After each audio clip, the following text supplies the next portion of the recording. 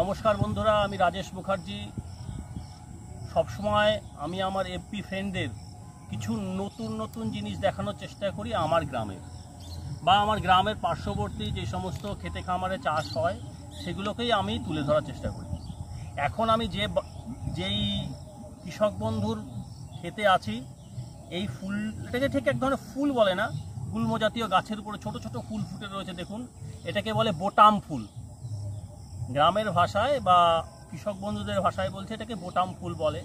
এই ফুলটা বেসিক্যালি আপনার ওই বুফেতে ব্যবহার করা হয়, এবং গ্রীষ্মকালে তো সবসময় সব রকমের ফুল পাওয়া যায় না, বুফেতে দিলে পরে খুব সুন্দর লাগে, কোণে সাজাতে বা গাড়ি সাজাতে এবং অন্যান্য কিছুতে এটা লাগে। পুজোতে খুব একটা বেশি এর ব্যবহার হয় না।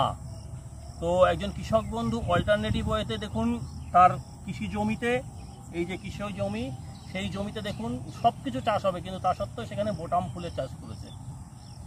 এটাই বলে বাংলার উন্নয়ন।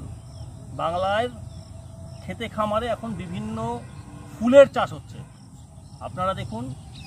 নমস্কার সকলকে, শুভ সন্ধ্যা।